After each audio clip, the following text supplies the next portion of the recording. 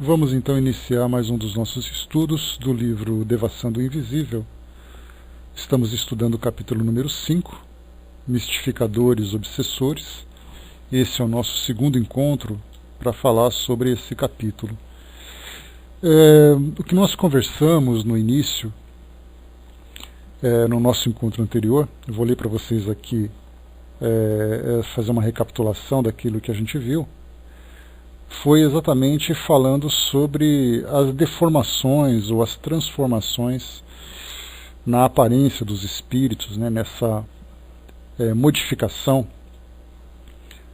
na plasticidade do perispírito, que essas entidades obsessoras e mistificadoras acabam adotando. Isso para provocar um efeito emocional, um efeito psicológico sobre aqueles que nós podemos considerar como sendo vítimas desses algozes, né? Então, vamos ler aqui o último trecho que nós paramos, e aí vocês começam então a se ambientar com o tema. E depois nós vamos aqui passar para um relato que Dona Ivone vai trazer para nós de algumas experiências que ela vivenciou durante as suas experiências de emancipação, né? Então, o leitor que ia atento perlustrar as páginas de algumas obras doutrinárias, mormente as psicografadas, há de observar citações sobre falanges inferiores do mundo invisível, que afligem e perturbam os recém-desencarnados desprevenidos.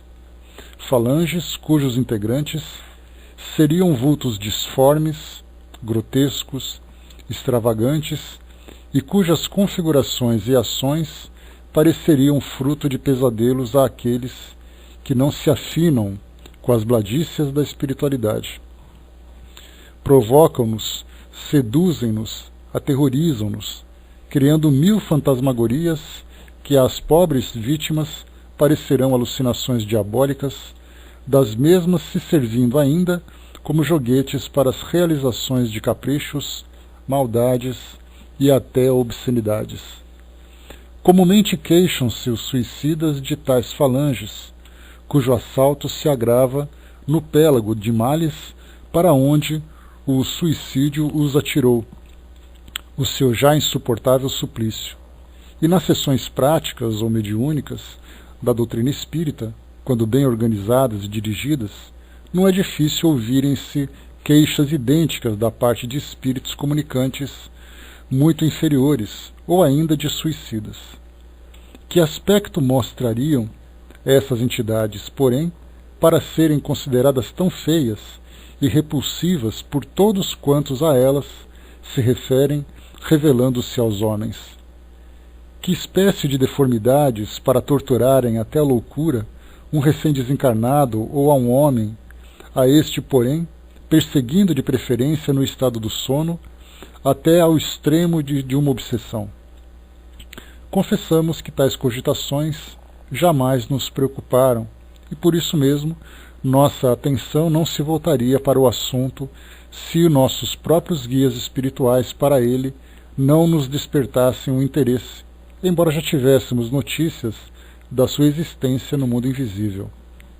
Ora, foi uma dessas falanges estranhas, surpreendentes e extravagantes que o nosso instrutor espiritual Charles nos levou a conhecer e examinar durante certo desprendimento, sob a ação letárgica e memorável lição que aqui tentaremos descrever por sua ordem e sob suas intuições vigorosas, em a noite de 18 de março de 1958.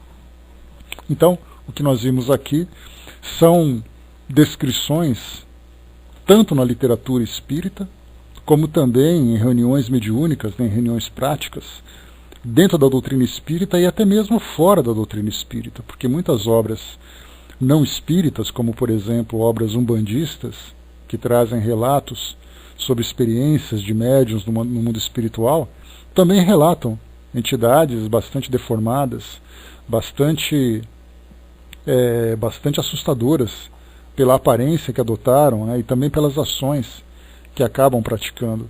Então aqui nós vimos que essas entidades não apenas assombram os espíritos desencarnados, em especial os recém-desencarnados, numa condição moral bastante perturbadora, devido à vida que levavam, destacando, nesse caso, os suicidas, né, como ela chamou a atenção aqui, mas também a influência que exercem sobre os encarnados, em especial também no estado de emancipação durante o sono. Então a gente lembra que essas perseguições espirituais acontecem, claro, né, para que eles possam se tornar visíveis, perceptíveis, né, as impressões dos espíritos, tanto encarnados como desencarnados.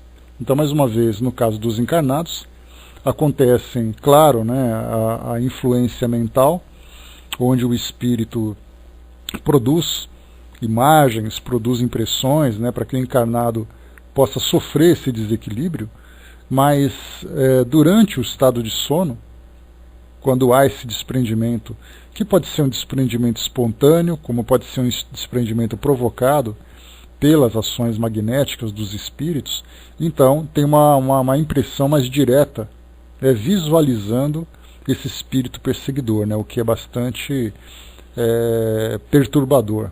Bom dia, Sandra. Bom dia, Alex. Então, entrando aqui agora no assunto, né, na descrição que ela vai trazer para nós. Então, aqui nessa experiência, né, que ela colocou até a data, inclusive, 18 de março de 58, experiência pessoal que ela vivenciava, né? Então, era uma época em que os trabalhos que ela realizava dentro da doutrina eram trabalhos bastante intensos. Então, várias e várias experiências nós vamos encontrar nesse período, né, de 1950, 1960 até 1970. Então, vamos lá. Uma de nossas parentas, menina de 10 anos de idade, justamente a caçula dentre 6 irmãos, acusava anormalidades nos modos comuns a uma criança, anormalidades que uma razão esclarecida em assuntos espíritas compreenderia provirem de influenciações da parte de seres desencarnados inferiores. Caracterizavam-se os seus modos por trejeitos cômicos, carantonhas horríveis, palavreados piegas ou atrevido, desagradável, tolo, que a todos da família irritava e aos estranhos escandalizava, e tornando necessária toda a paciência e boa vontade que a doutrina espírita recomenda, para que se pudesse suportar tal estado de coisas, pois, além do mais, a dita criança se rebelava contra qualquer disciplina, desobedecendo a tudo, renitente, odiosa, dando mesmo a impressão de se encontrar desequilibrada das faculdades mentais.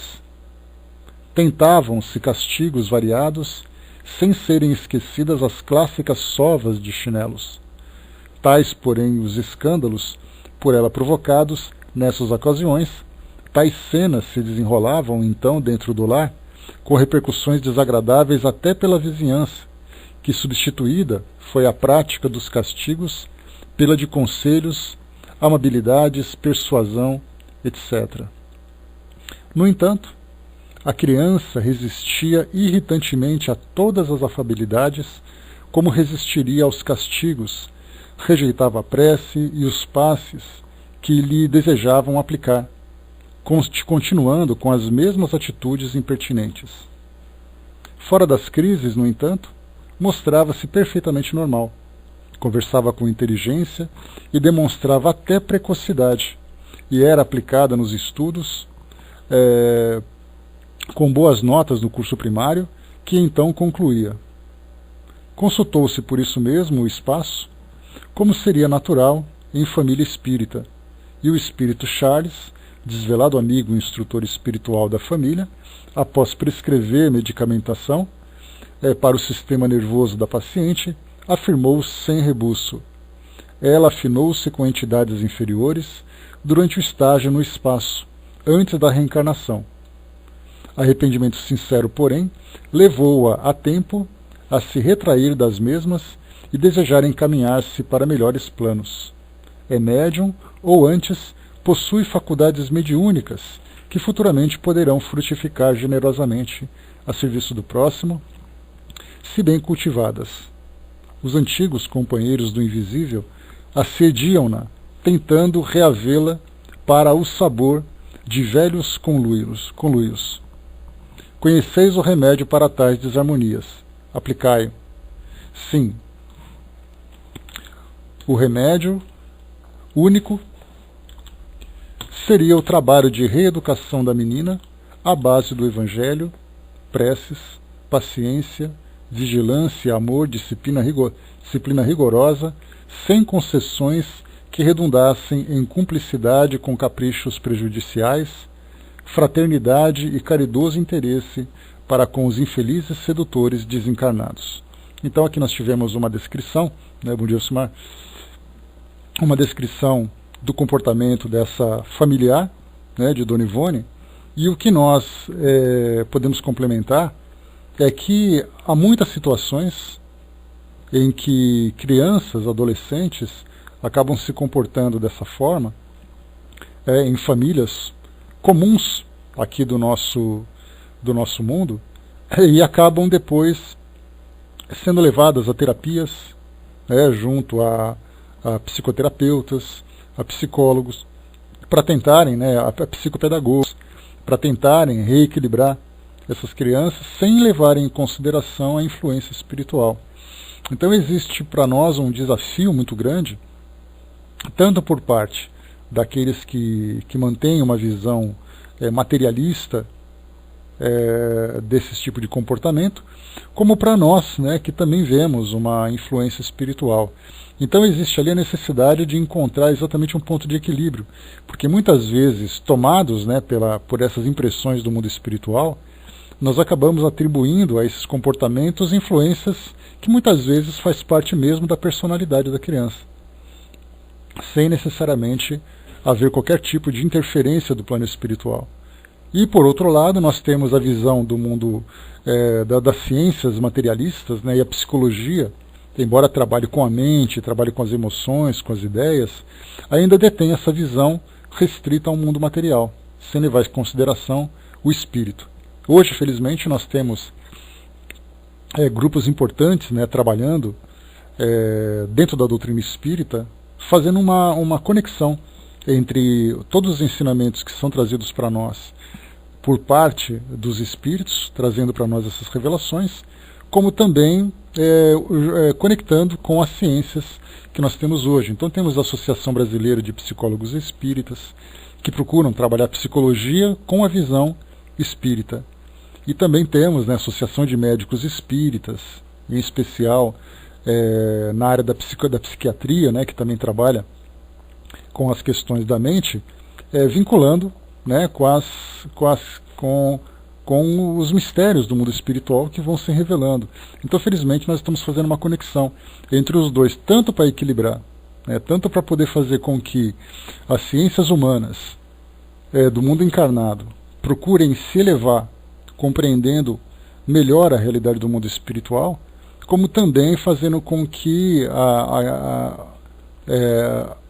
nós que estudamos o mundo espiritual procuremos também compreender a realidade do mundo físico. Então é importante sempre manter esse equilíbrio, saber que existem sim situações do mundo espiritual, mas também existem situações do mundo físico. E ambas podem se complementar desde que haja o equilíbrio e a compreensão das duas realidades. Então aqui nesse caso vimos essa descrição desse comportamento que eventualmente havia ali situações de desequilíbrio, mas fora desse estado de influência, a pré-adolescente, com 10 anos de idade, uma criança entrando na pré-adolescência, tinha um comportamento normal. Isso nós vemos comportamento com crianças de 5 anos de idade, 6 anos de idade, com 16, 17 anos de idade. Então vemos ali todas as faixas da infância à adolescência de jovens que se comportam dessa forma em virtude de influências espirituais. Então, quando acontece dentro de uma família que tem um mínimo de conhecimento espírita, já de imediato eles já partem em busca desse auxílio, junto aos centros espíritas, aos grupos de evangelização, aos grupos de desobsessão, quando há necessidade. Mas e quando isso acontece num grupo que não tem nenhum tipo de conhecimento dessa realidade espiritual, ou muitas vezes até tem também um certo preconceito dessa situação, né, da doutrina propriamente. Então nós vemos ali uma dificuldade muito grande no trato com essas questões. E isso porque, então, mais uma vez, o mundo espiritual vem se revelando gradualmente, né, com o passar do tempo, mas encontra ainda uma grande resistência junto às nossas ciências humanas para reconhecerem essa realidade do espírito. E também tudo aquilo que acontece, né, toda a dinâmica que acontece dentro dessa realidade. Né, Olá, fraterna? Então temos aqui, continuando então, né, o Espírito Charles já então trouxe para nós essa descrição de que de fato era ali uma relação espiritual bastante perturbadora, onde essa criança sofria então esse processo de obsessão. Vamos lá então.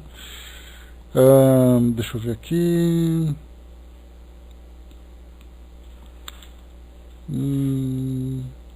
Só um instantinho, ver onde eu parei aqui, peraí. Tá. Na noite de 18 de março de 1958, no entanto, encontramo-nos durante uma temporada na residência daqueles nossos familiares, eis que a figuração espiritual de Charles, envolvida na sua luminosa e bela roupagem de iniciado hindu, apresentou-se à nossa visão e, adormecendo-nos em sono magnético, como habitualmente, arrebatou nosso espírito, deixando o corpo carnal imerso em letargia. Nós já falamos sobre a letargia, que é aquela situação de quase morte que nós vemos hoje acontecendo com uma certa frequência, né, no nosso mundo físico. Então, nesse caso, para a Dona Ivone, ela já tinha então esse tipo de transe letárgico, de quase morte, quando ela tinha ali, na verdade, um desprendimento bastante, não diria completo, né, porque não é um desprendimento completo, mas é um desprendimento que permitia a ela bastante liberdade de vivenciar as experiências no mundo espiritual. Então ela sempre comenta, né, que a letargia, sono letárgico, então é aquela situação em que há realmente ali quase que um desligamento completo do espírito, deixando o corpo físico, e isso fazendo com que ela se desconectasse completamente daquilo que existia no mundo material, das situações, né, da movimentação do mundo material, se voltando para o mundo espiritual. Então ela diz assim para nós: passado o primeiro atordoamento, fenômeno invariável nesse gênero de desprendimento, nós nos reconhecemos no recinto da própria residência da paciente, sem alçar ao espaço, acompanhada pelo nobre amigo, mas rodeada de seres disformes, extravagantes, feios, grotescos, repulsivos. E Charles apresentava-os. São esses os antigos companheiros da menina B, né, que é só a inicial dela, durante seu estágio no invisível, antes da reencarnação presente. Pertencem a uma classe especial de mistificadores, a qual descai para a de obsessores. Então, começando com a ideia de mistificadores, o mistificador ele cria uma impressão falsa de uma realidade com intenções, seja de brincadeira, como a gente já viu no início desse capítulo, seja com um propósito mais efetivo de levar realmente prejuízo àquela pessoa que foi vitimada por essa obsessão. Então, a mistificação vem exatamente essa, entre aspas, fantasia que os espíritos usam, fantasias que eles usam para causarem uma determinada impressão. E aproveitando dessa impressão, atuam então de forma a levar prejuízo a essas vítimas. Então por isso que nós colocamos, pertence a uma classe especial de mistificadores, a qual descai para de obsessores. Então mistificadores pela forma como eles atuam, e obsessores com o objetivo que eles têm. Então a forma e o objetivo. Não são inimigos dela, segundo a terminologia humana, e nem se vingam, porque ela nenhum mal cometeu contra eles. Porém, não são também amigos, porquanto não o são de quem quer que seja, visto que ainda não adquiriram o senso de fraternidade nem a favor de si próprios. Simplesmente seduziram-na, quando no espaço, e ela, inconsequente, leviana, prazenteira, sedenta de novas sensações, e por que não dizê-lo, inferior, carente de ideias generosas para a impelirem para o alto, mas também sem maldade, deixou-se embair pelas suas mistificações e engodos e afinou-se com eles, no simples intuito de se divertir, supondo-os inofensivos, tal como o homem folgazão, que se mistura a um bando de carnavalescos, a fim de distrair das preocupações fatigantes, sem medir quaisquer consequências. Isso aqui acontece com bastante frequência. Nós vemos nos tempos de hoje, né? Vamos fazer uma farra. Então nós vemos ali aquelas pessoas que podem ser jovens, que podem ser adolescentes, que podem ser adultos, né? Isso não tem idade, né? A mesma coisa também, né, Sandra? A gente lembra dessa experiência também. Então, assim, antes de falar da experiência propriamente dita, da brincadeira do copo, a gente vê que os adolescentes que se aproximam tanto da brincadeira do copo, como tábua ouija, ou qualquer tipo de brincadeira em que haja uma evocação e ofereça condições para que os espíritos possam se manifestar, em especial com a presença de adolescentes, jovens que são médiums, nós vemos ali então um jovem que por brincadeira, por fazer farra, acaba se vinculando então a essas entidades. Então hoje acontece a mesma coisa, numa festa, vemos jovens se envolvendo com bebidas, com cigarros, com drogas, com farras que acontecem, né? Vemos ali também, até mesmo na atualidade, essas questões dos estupros que vêm acontecendo. Muitas vezes não existe necessariamente a maldade de um ou outro jovem que acaba se envolvendo, mas ele vai mais pelo embalo. Já que está fazendo aquela farra, ele já tem aquela tendência e tudo mais, acaba se influenciando e de repente acontece esses estupros coletivos que nós vemos hoje. A mesma coisa acontece com assaltos, a mesma coisa acontece com brigas que nós vemos hoje. Jovens que, numa situação normal, com companhias saudáveis, embora ele tenha essa tendência, ele acaba não se deixando manifestar.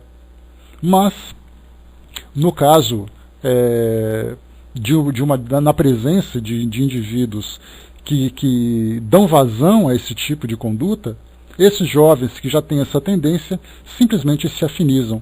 E o detalhe, né, que é exatamente o que a gente vê nesse relato, é que quando você se envolve de uma forma dramática com esses grupos, você acaba se prendendo a eles.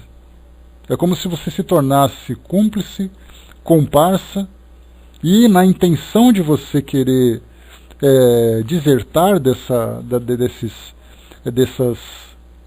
brincadeiras ou dessas experiências, acaba mais não tendo condições. Ou seja, é como se você tivesse, entre aspas, né, vendido a alma ao diabo. E depois que você se vende, você se vincula, aqueles que te receberam acabam não permitindo que você saia, já que você faz parte do grupo. Nós vemos muito isso também, né, nesses grupos de traficantes nas grandes cidades, em comunidades que nós vemos hoje, jovens que acabam desde a adolescência fazendo parte da proteção, né, desses locais de distribuição de drogas. E aí esses jovens, mesmo querendo sair, acabam não saindo porque são ameaçados, são coagidos. Então, inicialmente, eles deram o primeiro passo. Então, entraram para poder vivenciar uma certa experiência. Depois que viram que a coisa não é bem assim, tentam sair e acabam não conseguindo. Então a gente vê uma situação bastante semelhante aqui, só que em vez de serem experiências que aconteceram no mundo físico, são experiências do mundo espiritual. Então continua aqui para nós. Deixa eu ver aqui que a Sandra colocou. Aquela brincadeira do copo são espíritos obsessores que querem se divertir com perguntas. Na verdade são espíritos brincalhões. O que a gente lembra, Sandra, é que para a gente poder entender todas essas denominações que a gente vai conhecendo a respeito do mundo espiritual, nós temos que entender o significado das palavras. Né? Sempre assim, se você falar obsessor, o obsessor é um indivíduo obcecado. O obcecado é aquele que deseja perseguir, é aquele que deseja prejudicar. No caso da brincadeira do copo, é um espírito oportunista. pode acontecer de você ter um espírito obsessor junto àquele grupo com o objetivo de prejudicar alguém ou prejudicar o grupo. Então ele já tem a intenção de levar ao prejuízo. Mas de um modo geral são espíritos brincalhões. Kardec utiliza até mesmo, dentro das traduções que foram trazidas para nós, dos nossos tradutores antigos, os espíritos zombeteiros, que não é uma palavra, uma expressão utilizada nos nossos tempos atuais, mas a gente entende o seu significado. São espíritos zombadores, espíritos brincalhões, mas que sempre são aquelas brincadeiras de mau gosto. Então, no caso da brincadeira do copo, são espíritos oportunistas.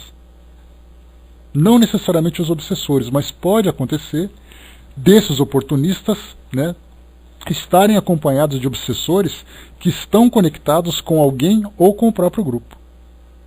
Mas, de um modo geral, as brincadeiras são com espíritos brincalhões. Então a gente tem que diferenciar e entender exatamente o significado dessas palavras. O obsessor está obcecado por alguma coisa. Seria mais ou menos isso, provocando essas brincadeiras que acabam levando a essas situações trágicas muitas vezes. Então, o detalhe dessas brincadeiras do copo, ou mesmo das tábuas ou Ouija, que a gente acaba vendo, é que é uma visão que nós temos, principalmente de filmes que são produzidos, filmes que tem ali espíritos do mal, que tem demônios, aquela coisa toda. Então a gente acaba vendo uma nossa realidade a partir da perspectiva da ficção. E a gente lembra que a ficção procura sempre aumentar, dramatizar, provocar ali sempre um efeito maior do que a própria realidade. Então, a gente tem que voltar isso para os nossos tempos normais. Para quem quiser ter uma ideia da forma que se dá essa relação de espíritos brincalhões com aqueles que brincam com essas brincadeiras do copo, tem um vídeo da cantora Pitty, roqueira baiana, chamado Memórias. Depois vocês dão uma chegadinha no YouTube e assistam a esse vídeo. Então tem a letra da música propriamente ali, mas o vídeo em si, ele traz uma produção de um grupo de jovens que acaba entrando numa casa abandonada, e ali colocam uma mesa, colocam velas e começam a ter brincadeira do copos. E começam a aparecer espíritos ali perto, nessa produção. E mostram esses espíritos deformados, espíritos que estão ali próximos. Então assistam a esse vídeo depois. Para quem gosta de rock vai curtir, para quem não gosta de rock é só ter um pouquinho de paciência que a música acaba logo. Mas a produção propriamente mostra exatamente isso.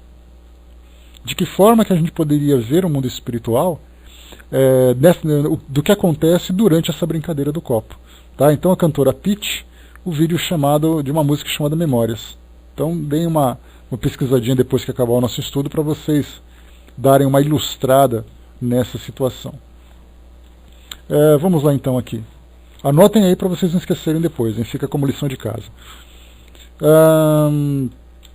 Aqui mostrou então o vínculo dessa jovem, ou desse espírito, quando no mundo espiritual. Deixa eu ver aqui. Isso aí, anota e depois assista lá. A música é legalzinha, eu gosto. Deixa eu ver aqui. Tá. Com o tempo, obrigado, Angelina. Com o tempo, no entanto, verificou o erro que cometera e retraiu-se, procurando na prece o auxílio que não lhe faltou.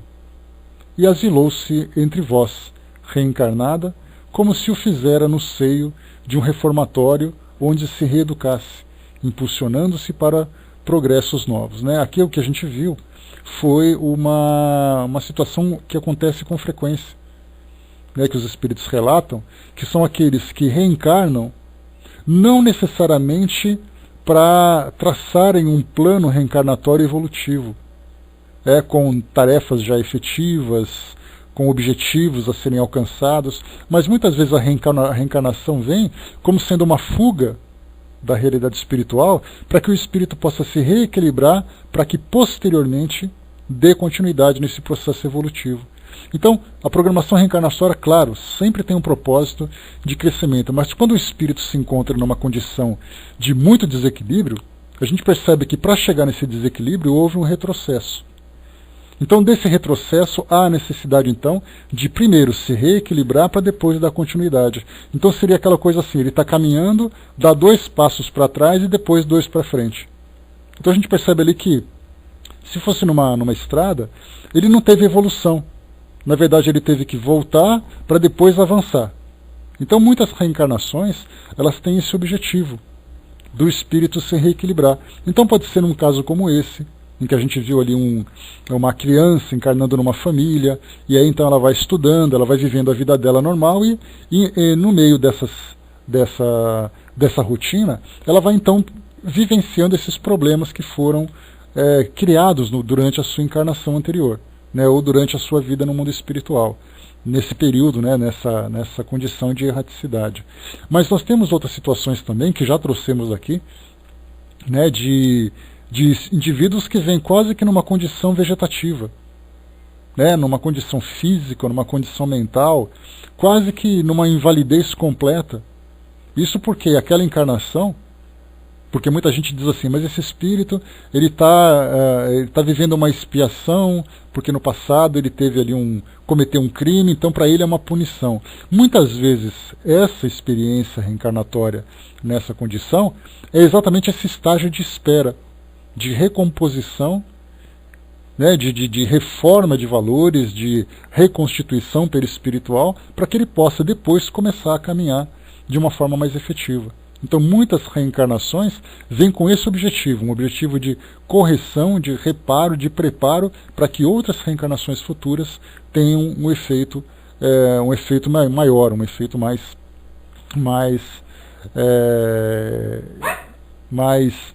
objetivo. E continuando, observa-os, eles não vêm a mim, mas a ti somente.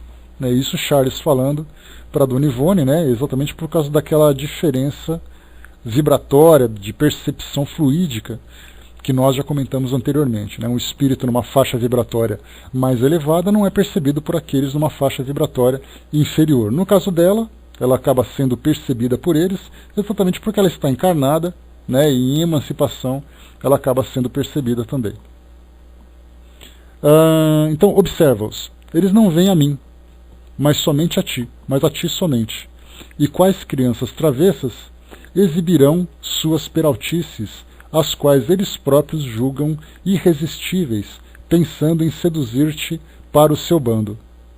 Revelou então Charles a identidade espiritual da menina em questão, a qual existira, ainda nesse século, num ambiente doméstico que fora o nosso próprio, porém sem laços consanguíneos, e durante a nossa infância, proibindo, todavia, revelássemos seu antigo nome e condição a quem quer que seja. Então aqui o interessante é que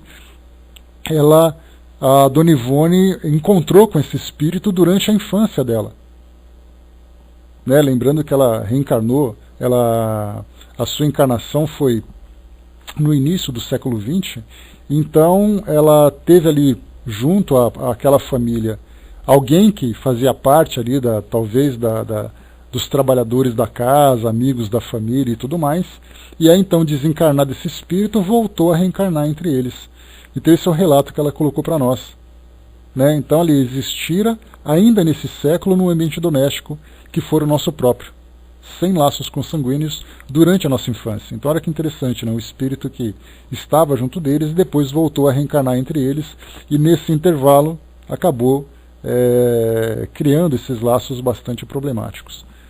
A Sandra lembrou, aquela atriz comediante Cláudia Rodrigues estava quase boa, mas infelizmente foi assaltada e quebrou o pé. Ela tem esclerose múltipla, são experiências difíceis que cada um vai vivendo. A gente, claro, não faz nenhum tipo de especulação a respeito das causas, ou daquilo tudo que pode estar nos bastidores, mas a gente vê uma experiência bastante difícil.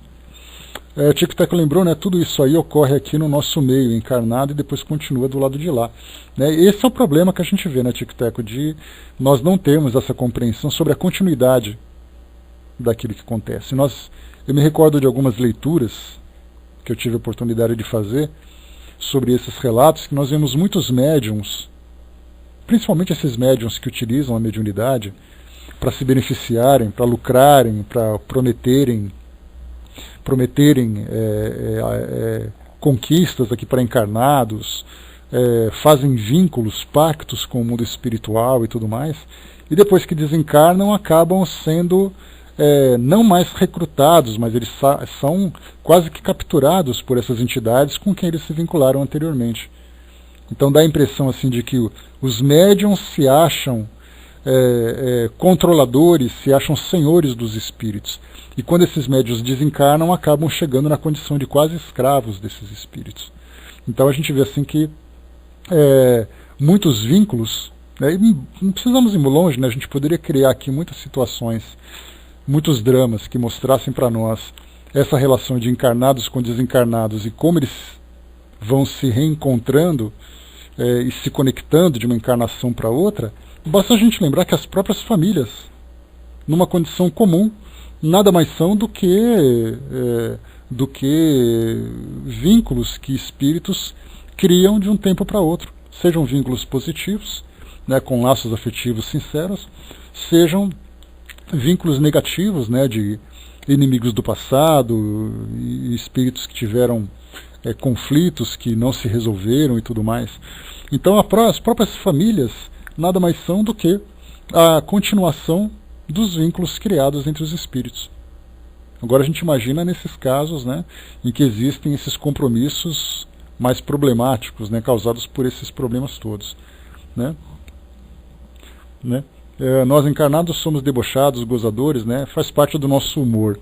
Só que a gente lembra que esse humor ele acaba tendo um preço, né, quando ele acaba seguindo para esse humor negro, né, em que a gente se diverte com o sofrimento alheio. E isso tem um preço, não tenhamos dúvida nenhuma.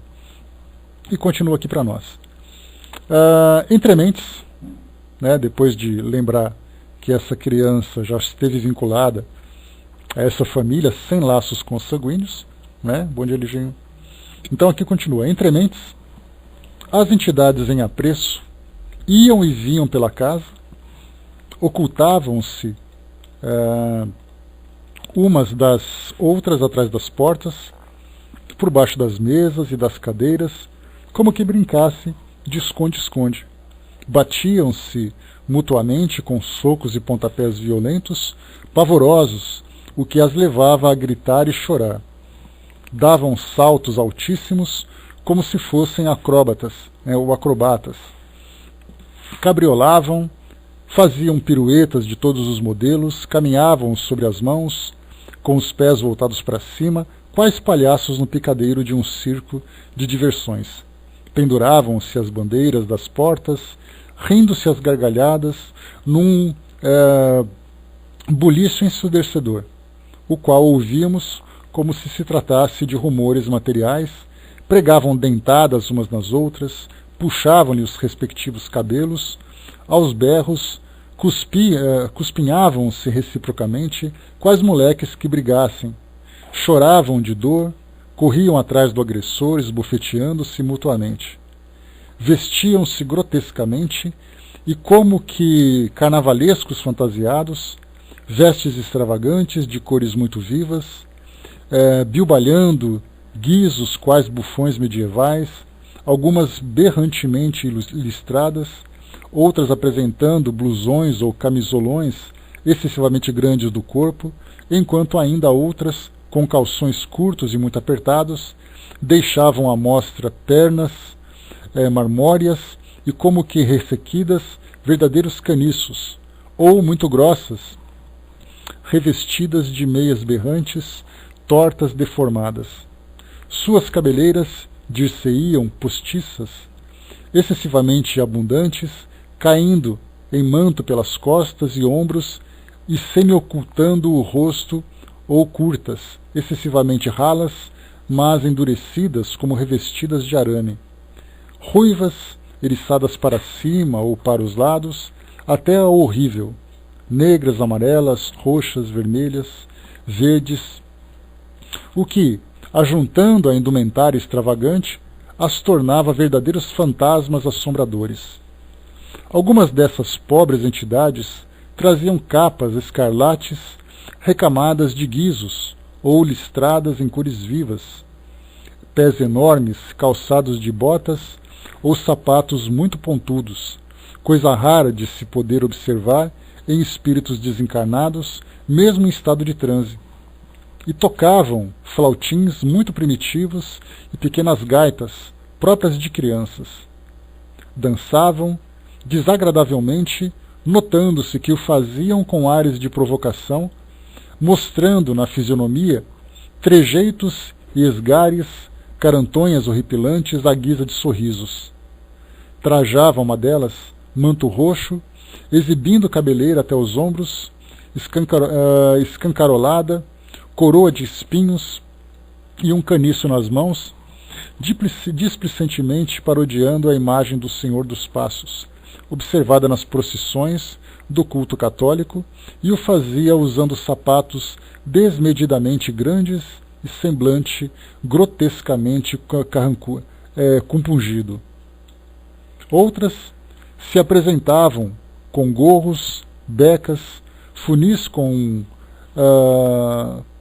borlas pendentes e faixas de fitas, chapéu de 3 bicos com abas enormes, ou copas excessivamente altas, exatamente como gostavam de ostentar-se os carnavalescos humanos. Acreditamos mesmo que tais falanges influenciam, durante o carnaval, os incautos que se deixam arrastar pelas paixões de Momo, impelindo-os a excessos lamentáveis, comuns por essa época do ano e através dos quais eles próprios espíritos se locupletam de todos os gozos e desmandos materiais, valendo-se para tanto das vibrações viciadas e contaminadas de impurezas dos mesmos adeptos de Momo aos quais se agarram. Aqui a gente tem algumas comparações, né, interessantes de destacarmos. Inicialmente, no livro Sexo e Obsessão, de Manuel Filomeno de Miranda, ele fala exatamente dessa época de carnaval, né, de carnavais que se realizavam e se realizam no plano espiritual, com espíritos com essas descrições. Não apenas com as vestimentas que eles têm, vestimentas berrantes, né, e bizarras também, mas a própria aparência dos espíritos, com deformidades significativas, em especial nos órgãos genitais. Exatamente porque a fixação sexual desses espíritos faz com que uma grande quantidade de energia desequilibrada, né, se concentrem em determinadas regiões do seu perispírito, fazendo com que essas deformidades aconteçam. E um outro detalhe interessante é que nós temos na própria Umbanda daqueles espíritos denominados Exumirins. Então os Exus, que são entidades que trabalham, né, nesse processo educativo, através dessas provocações, através desse sofrimento, Exumirins, que são espíritos numa condição de crianças, né, segundo o próprio entendimento que esses espíritos têm, cometem então essas brincadeiras, essas diabrices, né, como foi relatado aqui por Dona Ivone, com determinados objetivos, seja por uma questão de afinidade fluídica, seja por uma questão de necessidade que o indivíduo encarnado tem de aprender, de se reequilibrar de alguma forma. Então nós temos ali vários relatos de fontes diferentes, de escolas diferentes, trazendo para nós essa mesma realidade, né? Então a gente viu aqui que aquilo que ela destacou para nós, que ela falou que é bastante incomum, né, são raras as situações em que espíritos com essa aparência, com essa descrição, acabam sendo percebidos, mas eles estão ali presentes, né, trazendo todos esses problemas que nós encontramos hoje. E continua. Algumas dessas feias criaturas espirituais traziam uma feição ainda mais singular, completamente impossível a um cérebro humano engendrar, a qual seria, antes de tudo, grotesca e cômica, não fora a dramaticidade que, em essência, conserva com a possibilidade de levar à loucura alucinatória não apenas os espíritos recém-desencarnados, que caem em suas garras, no além-túmulo, mas também pessoas encarnadas que por elas se deixam influenciar até a possibilidade de enxergá-las com frequência e plenamente se afinarem, por isso mesmo, com suas vibrações. Mostrava-se uma delas excessivamente alta, roliça, qual tronco de árvore. De certa altura, saíam os braços que mais pareciam longas tiras de cipó, e que se moviam em reviravoltas, como os tentáculos de um povo, distribuindo chicotadas em torno de si.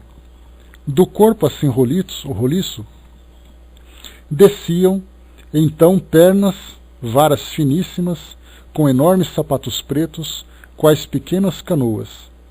Os traços fisionômicos eram desenhados quase no ápice do rolo, isto é, do inacreditável corpo. Não havia pescoço e ombros e nem roupas, mas o chapéu lá estava, completando a monstruosidade.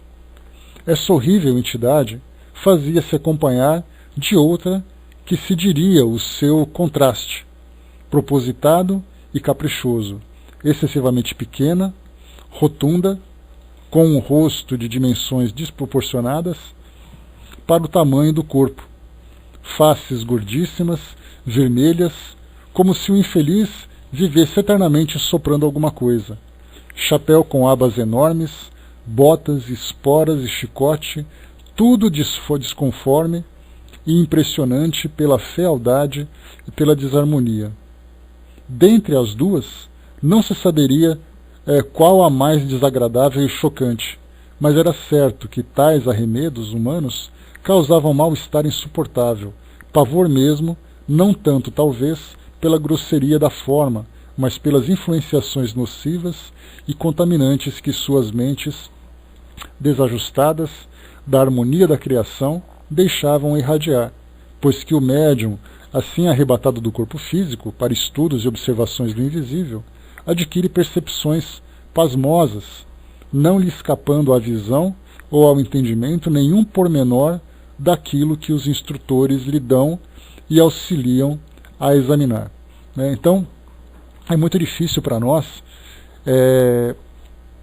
descrevermos, essas deformidades, porque para nós aqui do mundo físico, nós temos um padrão, de fisionomia, o nosso corpo físico tem ali as suas características, temos ali as diferenças. Numa ou noutra situação nós temos uma deformidade que provoca em nós uma certa impressão. No caso do mundo espiritual, os espíritos adquirem essa forma pelo simples desequilíbrio mental, modificando o seu perispírito e ali adquirindo simplesmente a imagem que eles mesmos produzem, seja de uma forma espontânea, em que eles mesmos desejam e assumem essa condição, nem necessariamente desejam, mas muitas vezes eles mesmos criam, como é o caso, por exemplo, de espíritos que desencarnam e ficam vinculados no seu corpo físico em decomposição, e essa decomposição acaba se tornando para ele uma realidade.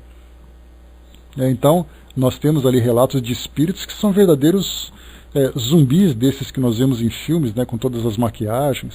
Outros são verdadeiras caveiras ambulantes, isso porque veem seus corpos físicos nessa condição e acabam assumindo isso também. Então, não que eles desejam, até porque eles mesmos acabam sofrendo com essa impressão, com essa aparência. Então, sempre interessante a gente lembrar disso. O Tic-Tac colocou, não devemos confundir Exu com o espírito inferior, mal leviano, exatamente. São situações diferentes que a gente fala. A aparência que nós colocamos desses espíritos que provocam esses efeitos, apresentam muitas vezes essas características. Roupas pretas, tanto que usam até esses nomes, capa preta, tranca-rua. Então cada espírito com um nome diferente, que provoca realmente esse tipo de impressão. São espíritos que trabalham para o mundo espiritual superior, mas atuando numa dimensão inferior. Então a área de atuação, o campo de atuação, faz com que esses espíritos se coloquem nessa condição de provocar realmente essas impressões devido aos tipos de espíritos que eles que eles, com que eles tratam. Tem até interessante, tem um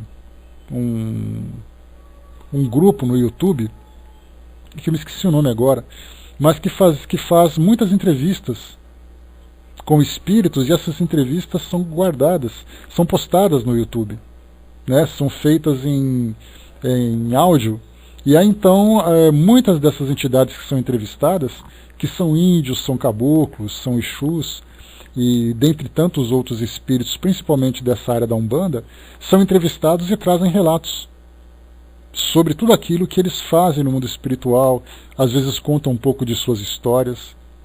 Então são relatos interessantes, porque faz com que a gente conheça exatamente essa dimensão em que esses espíritos atuam.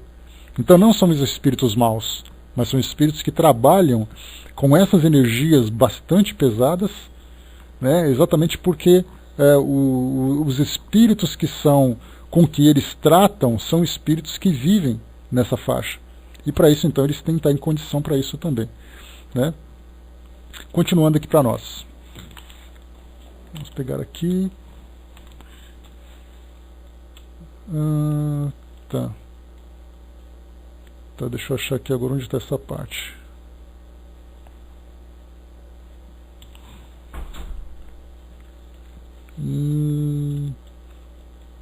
Tá. Outra entidade do novo grupo que acabamos de descrever, medindo cerca de 1,5 m de altura, usando sapatos grotescos, muito grandes, calçados de pé trocados, e um paletó demasiadamente amplo para o volume do corpo e da estatura, mostrava a particularidade de bigodes tão extensos que se arrastavam pelo chão, até a distância aproximada de 3 ou 4 metros. Ela os exibia provocantemente, qual palhaço, soprando-os de vez em quando, e aquela ridícula metragem de bigodes, então, se levantava no ar, ondulante, para se enrolar depois, tomando a posição natural dos bigodes humanos. Não nos foi possível conter o riso diante desse infeliz mistificador, que se nos afigurou mais leviano e cômico do que mau. Porém, incontente, Charles nos repreendeu com vivacidade e, segurando nossa mão com força, disse um murmúrio: rir-se é aplaudir, louvar seus atos e, portanto, afinar-se com ele. Haverá troca de vibrações, e de qualquer forma se estabelecerá um malefício. Será necessário ao médium, como ao espírito diante deles, o domínio de toda e qualquer impressão ou emoção, um equilíbrio isolante, que traduz a superioridade moral. Aqui a gente viu uma repreensão que Dona Ivone acabou sofrendo, né? Porque, de uma forma descontraída, ela acabou se deixando levar pelo tipo de brincadeira do espírito, né? Mas a repreensão veio exatamente isso. Porque se não houver esse ar de superioridade, significa que há afinidade, né? Porque não tem como a gente diferenciar uma coisa da outra. Ou você é contra ou você é a favor. Não existe simplesmente aquela neutralidade, como a gente imagina, né? Até mesmo nos evangelhos nós temos essa instrução de Jesus que diz que seja sim, sim, não, não. Então, no caso dessas observações, elas são bastante pertinentes, né? E chamam realmente a atenção do médium pela disciplina mental que ele precisa manter. Porque ao observar esses espíritos nessa condição, na verdade nós vemos ali espíritos perturbados, espíritos sofredores, bom dia, Dudu, espíritos sofredores, porque sofrem nessa condição, embora muitas vezes não reconheçam. São espíritos que provocam o sofrimento. Então, ao se rir daquilo que faz, seria mais ou menos como se nós estivéssemos caminhando pela rua e víssemos ali crianças jogando pedras numa janela, fazendo ali piadas, fazendo brincadeiras, e a gente desse risada, em vez de censurar a atitude daquilo que eles fizeram. Então nós vimos aqui a repreensão que ela acabou recebendo, exatamente para que mantivesse a superioridade. Porque ou você tem a superioridade moral, ou você tem a afinidade moral. E nesse caso dela, teve que ter um comportamento diferente. Tic-Tac colocou, né, Bezerra de Menezes, por exemplo, quando se manifesta na Umbanda, vai no grupo dos pretos velhos, né? Isso tem até essa descrição mesmo, esse relato, num dos livros mesmo de Manuel Filomeno de Miranda, né, que foi o do se não me engano, Bastidores da Obsessão, que relata esse trabalho, né? Lembrando sempre, né, que o Dr. Bezerra de Menezes, assim como outros espíritos nessa condição de superioridade moral e de grande conhecimento e de grande servidor, não existe uma exclusividade para trabalhar numa determinada linha. Esses espíritos trabalham onde tem necessidade de trabalhar e utilizam naturalmente a linguagem de cada escola, de cada grupo, para que ele possa, né, ser percebido e ser aceito também. Então, não apenas com relação à linguagem, mas até mesmo com a aparência desses espíritos, que acabam assumindo essa aparência para se afinizarem com o grupo. Continuando. Tá. Eu não me recordo detalhes, Tic-Tac. Isso aí faz tanto tempo que eu vi que... né? Mas mesmo assim, né, nesses vídeos que eu falei para vocês, de Pai Benedito, por exemplo, né, e de tantos outros espíritos, nesse vídeo, muitos espíritos diziam assim, olha, nós utilizamos o nome de tal espírito. Então o espírito pai alguma coisa, ou caboclo alguma coisa, ou Exu alguma coisa, né, ou cacique alguma coisa e tal. Mas na verdade, essas denominações que eles utilizam, segundo esses espíritos, na verdade como se fosse o nome de uma linha de trabalho. Então você pode encontrar vários pais beneditos espalhados pelo Brasil, e todos eles atuando, por exemplo, na cura. Estou dando para fazer um exemplo geral, só para dar uma ideia, né? Então, um espírito que assume essa condição. Assim como nós podemos encontrar dentro da Igreja Católica, espíritos que nós vimos isso no próprio Livro dos Médiuns. Kardec falava sobre isso numa das conversas com os espíritos, sobre a identidade deles. Então, até mesmo os espíritos instruíram Kardec dizendo que um espírito pode se manifestar como sendo um determinado santo, que na verdade ele não é o espírito propriamente, como por exemplo Francisco de Assis. Mas quando ele se coloca de uma forma séria, trabalhando em nome desse espírito, ele pode utilizar esse nome. Então nós temos ali a diferença daqueles que são espíritos brincalhões, que utilizam esse nome muito mais para mistificar, mas outros espíritos sérios que fazem esse trabalho. Então nós pensamos assim, mas o Dr. Bezerra de Menezes, ele também poderia se manifestar em várias instituições diferentes ao mesmo tempo? Poderia, segundo aquilo que Kardec trouxe para nós no Livro dos Médiuns. Mas qual deles é exatamente o Dr. Bezerra de Menezes? Para nós não importa. O que importa é o trabalho propriamente dito. O que importa é o efeito da presença daquele espírito trabalhando dentro daquela linha de pensamento. Então é um trabalho de cura, é trabalho de uma proteção, é um trabalho de resgate, é um trabalho de, sei lá, vários tipos de funções que os espíritos desempenham.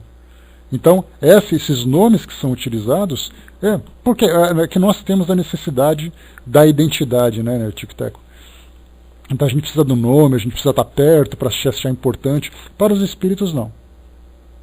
Então isso nós percebemos assim, na Igreja Católica, dentro da Umbanda, na própria doutrina espírita, existem então esses espíritos que trabalham em nome, né, daquele que podemos chamar assim de ser o patrono daquele trabalho.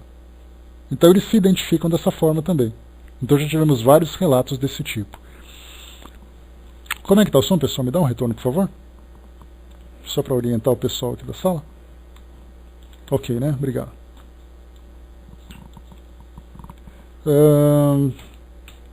Com a convivência com eles aprendemos a identificar de outra forma, né? Porque é uma questão de afinidade com o modo de pensar, com a linguagem que o espírito utiliza, com a sua personalidade, né? Porque a gente acaba identificando também da mesma forma.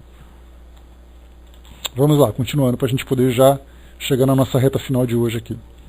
Então, deixa eu ver aqui. Então, a Dona Ivone então, foi repreendida por Charles, né, porque ela acabou achando engraçado o comportamento do espírito, mas na verdade ela tinha que manter aquele equilíbrio. Então ali, né, comentou aqui então com a gente, deixa eu ver aqui, só um instantinho. Tá. Alguns outros pareciam aleijados, pois se mostravam com pernas e braços tortos, bocas retorcidas em esgares e carantonhas chocantes, olhar estrábico, enquanto suas vestes seriam antes andrajos e não fantasias. Gemiam e choravam, bradando pelo socorro de alguém que os ajudasse a se recompor, pois não conseguiam reequilibrar-se no estado que lhes era natural antes das farsas mistificadoras que criavam no intuito de atormentar o próximo. Então aqui nesse caso a gente viu que esses espíritos acabavam assumindo essa aparência para determinado objetivo e depois não conseguiam voltar para o seu estado natural, que seria uma aparência equilibrada, uma aparência, vamos dizer assim, uma aparência saudável dentro daquilo que nós compreendemos. Então o espírito também pode provocar essa deformidade e, em virtude do seu desequilíbrio mental, manter essa mesma aparência. Então o interessante que nós vemos aqui dessa parte dos mistificadores e obsessores, nós focamos então inicialmente nos mistificadores. Então, criar essa aparência, provocar essa impressão, é o objetivo inicial desses espíritos, que pode se tornar, nesse caso, como nós vimos, espíritos obsessores. Então essa plasticidade do perispírito, ela vai muito além daquilo que a gente imagina. De o espírito pensar, por exemplo, que ele quer utilizar uma roupa, né? Porque aquilo que Kardec trouxe para nós, de alguns dos relatos, né? E por isso nós vamos novamente estudar as entrevistas lá do livro Céu e Inferno, na sua segunda parte, nos exemplos, nós veremos então que os espíritos, alguns deles mantêm uma aparência que tinham quando estavam encarnados. Roupas, características físicas, de ferimentos, das execuções e tudo mais. Mas vai muito além disso tudo. Nesses livros que nós vemos, quando falam desses obsessores com essas aparências pavorosas, aparências engraçadas e tudo mais, mostra que nós não podemos simplesmente restringir a aparência de um espírito com meia dúzia de exemplos que nós encontramos. Como o pensamento ele é ilimitado, e o espírito pensa à vontade, de acordo com os estímulos que ele recebe, significa que as aparências dos espíritos também são ilimitadas. Quando nós falamos nas obras de André Luiz sobre espíritos ovoides, né, que nós já comentamos sobre isso, esse tema acaba sendo um alvo de muitas críticas por parte daqueles que reconhecem apenas na codificação a realidade do mundo espiritual. Mas nós vemos que se você constrange um espírito, e nós tivemos esses relatos nas obras de André Luiz, nas obras de Manuel Filomeno de Miranda, nas obras aqui de Dona Ivone do Amaral Pereira, né, que no caso dela são relatos que ela faz do mundo espiritual, embora ela fosse encarnada. Já André Luiz e Manuel Filomeno de Miranda trazem as experiências que eles vivem no mundo espiritual como desencarnados. Então, se nós focarmos na mente de um espírito uma imagem perturbadora com toda a intensidade, e esse espírito se deixar influenciar por essas ideias, cada um vai fazer com eles o que quiserem. Então, relatos de espíritos com formatos de animais deformados. Temos ali como nós vimos aqui, né, semelhantes a troncos de árvores. Aí alguém vai dizer assim, mas isso é muita fantasia. Mas por que acha que é fantasia? Como é que nós podemos dizer que um espírito não é capaz de se imaginar daquela forma? O espírito é capaz de se ver com aquela aparência. Se ele se acredita ser assim, e nesse caso nós não sabemos o que o levou a se transformar com essa aparência, né? Então a gente vê que a obsessão, a auto-obsessão, acabam provocando esse tipo de deformação. Então vimos aqui todas essas deformações que os espíritos têm. Para a gente concluir, diz aqui para nós, pareciam sofrer superlativamente, aterrorizados, deprimidos, decepcionados. E Charles tornou explícito: esse é o final de tantas leviandades e inconsequências por eles praticadas. Como ninguém mais ignora, o perispírito é um corpo semimaterial, sutil, impressionável, sensível, registrando em suas potencialidades vertiginosas até as ondulações dos mais suaves pensamentos.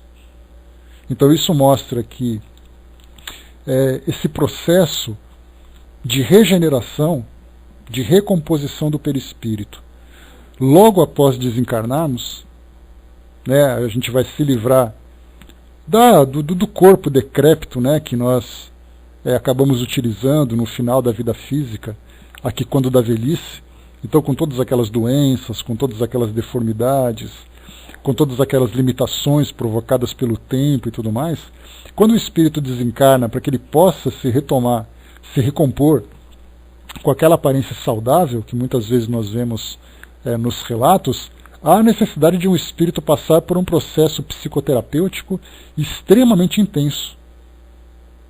Porque baseado naquilo que Charles disse para nós agora, eu vou reler aqui para a gente poder reforçar essa ideia. Como ninguém mais ignora, o perispírito é um corpo semimaterial, sutil, impressionável, sensível, registrando em suas potencialidades vertiginosas até as ondulações dos mais suaves pensamentos. Então imagine um espírito que desencarna, que sofre com aquilo que deixou no mundo físico, seja dos seus apegos, seja de suas afinidades, seja sofrendo pelo medo do desconhecido que vai encontrar, tudo isso repercute no seu corpo físico, fazendo com que ele sofra muito até que ele consiga se reequilibrar. Então, até que nós cheguemos no mundo espiritual e mantenhamos aquela serenidade, aquele equilíbrio, sem mais nos influenciarmos por esses pensamentos desequilibrados, é um tempo significativo, muitas vezes durando anos. Basta a gente lembrar, André Luiz, que demorou 8 anos para sair daquela condição de perturbação até começar esse processo de reequilíbrio. E depois, no mundo espiritual, ele continuava sofrendo ainda. A gente lembra ali de uma jovem que foi, não me lembro se foi suicida, que era prima de um dos assistentes, que acolheu André Luiz na sua casa.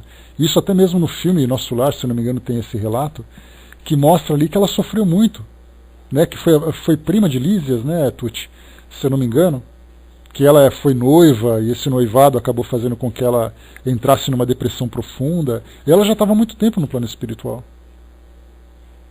Então vemos ali exatamente o que o pensamento faz com o perispírito. E aqui depois diz para nós, e Charles pareciam sofrer superlativamente aterrorizados. Aqui já vimos,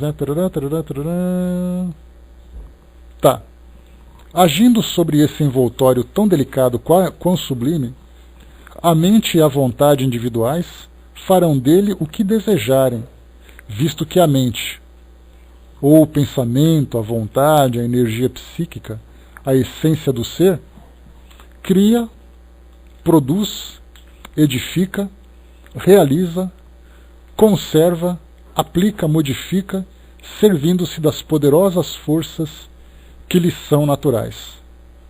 Dedicadas ao exercício contínuo de tantas ações desarmoniosas, afeitas a tantas inconveniências e inconsequências, comumente durante longas décadas, essas entidades terminam por viciar não apenas a própria mente, como ainda as próprias essências ou matérias sutis e maleáveis do perispírito, o qual se deforma ante os choques, por assim dizer, magnéticos, das vibrações emitidas para o lamentável feito, se afeiam ante o domínio mental de tantas carantonhas e desfiguração da forma ideal perispirítica imaginada pela criação.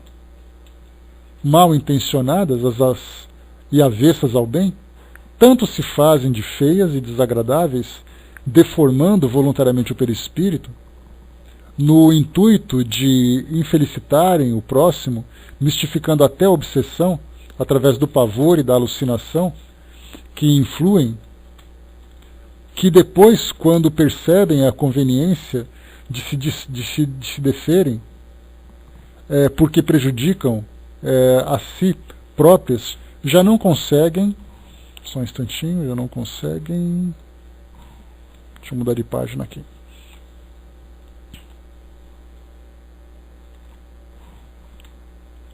Já não conseguem forças para se refazerem e voltarem ao natural.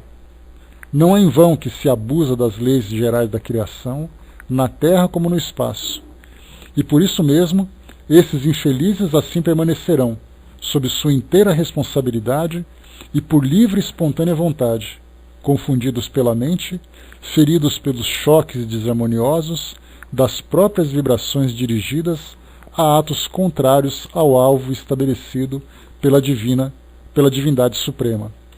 E tais como se encontram, serão encaminhados para a reencarnação, como infratores da ordem pública, os seriam para um presídio, único recurso da atualidade, a reencarnação, para lentamente reequilibrá-la na harmonia geral, visto que as formas pesadas da matéria carnal serão como formas ortopédicas necessárias à minoração de tais enfermidades vibratórias, de origem moral consciencial. Mas, como facilmente se compreenderá, os pobres folgazãos inconsequentes e malvados renascerão doentes fisicamente, já que doentes graves são como espíritos arrastando um corpo intermediário ou perispírito brutalizado como vês. Serão, portanto, enfermiços, raquíticos, retardados, vítimas de males incompreensíveis que a medicina terrena diagnosticará como de origens sifilíticas. Serão feios, tristes, doloridos, tardos de movimento e ação, porque tardos de vibrações, sofredores e até dementes, tolos, medíocres, causando muitas vezes repugnância e compaixão a quem os conhecer. A sentença cristã, a cada um segundo as próprias obras, é artigo mais elástico do que os homens têm imaginado. Esses infelizes, que aí vês, ferindo, atraiçoando, mentindo, perseguindo seus irmãos de humanidade, na terra como no invisível, a si próprios feriram, atraiçoaram, mentiram, perseguiram. E assim sendo, as más ações engendradas por suas mentes desorganizadas reduziram-nos a sofredores em luta com as provações melindrosas, a convalescentes psico-consciencial que demandarão períodos seculares até que atinjam o necessário equilíbrio, isto é, a regeneração e a reparação completa do mal praticado. Então a gente para por aqui. O que a gente viu aqui então foi para nós um relato bastante detalhado do que acontece com o espírito, né, quando sua mente se encontra em desarmonia. E aqui, como nós vimos, né, que períodos seculares muitas vezes são necessários para que esses espíritos, encarnação após encarnação, possam se recompor, passar por esse processo de regeneração até chegarem na condição de espíritos, numa condição saudável, que possam então dar continuidade na sua evolução. Então nós vimos assim que há aquela evolução progressiva, contínua, eficaz, de aprendizado, de trabalho, como também há aquelas reencarnações em que o espírito, na verdade, se encontra quase que numa condição estacionária, já que todos os seus esforços são sempre voltados para corrigir o passado, e não para observar no futuro aquilo que eles gostariam de ser. Antes de pensarem naquilo que eles gostariam de ser, eles têm que primeiro se desprender daquilo que eles fizeram anteriormente. E aí a gente vê quanto tempo se perde nesses espíritos. Lembrando que o corpo físico, muitas vezes, como foi colocado por Charles, é uma forma ortopédica, onde o espírito vai ali recompondo o seu corpo, saindo dessas condições animalescas que nós vemos agora, ou bizarras que nós vimos agora, para chegar ali num corpo saudável, devido à mente saudável que acabam adquirindo, para depois continuarem a evolução. Mas também nós temos, como a gente tem estudado, tem comentado sobre aquele modelo organizador biológico, em que o perispírito também interfere no corpo físico. Então o corpo físico deveria vir como um projeto já elaborado para ajudar o perispírito, mas o perispírito acaba interferindo no corpo físico. Então vê aquele corpo físico deformado, corpo físico cheio de problemas, exatamente porque o perispírito se encontra em desarmonia. Então é aquela briga de equilíbrio, né? O corpo físico vem como uma forma física e o perispírito como ali uma matriz fluídica. Então um vai interferindo no outro até chegar um momento em que os dois estão em equilíbrio e o espírito então pode dar continuidade na sua evolução. Então paramos por aqui, pessoal. O próximo tema que a gente vai ler aqui então vai ser essa descrição, né, do que foi exposto, né? É a mesma coisa, Dudu, né? São espíritos que estão ali, espíritos que acabam sendo influenciados a chegarem naquela condição, né? E no caso do formato ovoide, né, a gente lembra que quando você concentra a matéria no seu centro, ela acaba tomando um formato redondo, né? Então, tanto assim que nós percebemos que o nosso planeta tem esse formato arredondado, porque a Terra não é um redondo, né? Ela não é um círculo perfeito, ela é arredondado. Isso porque a matéria começa a ser concentrada no seu centro e depois vai se espalhando em torno. Então o espírito, quando ele entra num processo de auto-obsessão e de uma profunda retrospecção, voltado para si mesmo, é natural que o seu perispírito comece a tomar esse formato. Então a gente vê assim que você pode até não acreditar que exista, mas a lógica do pensamento manipulando o fluido permite que essa condição aconteça. Então vai dizer assim, mas isso aí não existe. Tá, pode até não existir, mas é possível que isso aconteça. Agora, quando nós temos relatos como esses, vendo tudo isso que acontece, né, nós encontramos então, seria essa formata geoide, né, mesmo, que é o formato do nosso planeta, né, que é aquela meio arredondado, meio ovalado, né, então temos ali essa condição. Então a matéria concentrada no centro acaba fazendo com que haja essa concentração. Então, num dos livros de Manuel Filomeno de Miranda, quando ele fala sobre espíritos em auto-obsessão, sendo socorridos no plano espiritual, ele fala de espíritos que estão completamente obtusos daquilo que acontece em torno deles. Eles estão fechados ali naquela condição de eu não mereço, eu tenho que sofrer, eu não suporto mais. Eles ficam durante séculos pensando assim. E aí o seu perispírito acaba se fechando cada vez mais e eles vão como se fossem, eles vão quase que se perdendo. E aí depois a gente imagina o tempo que isso leva para que esses espíritos possam dar abertura para voltarem àquela condição natural, né? Então, o pouco que a gente sabe são dos relatos que chegam para nós, que mostram, né, o drama que cada um desses espíritos vivenciam. Que na verdade são personalidades. Porque a gente vê ali um indivíduo completamente fechado no seu próprio universo, e a gente acha que ele é um espírito, que ele é simplesmente ali uma consciência nula.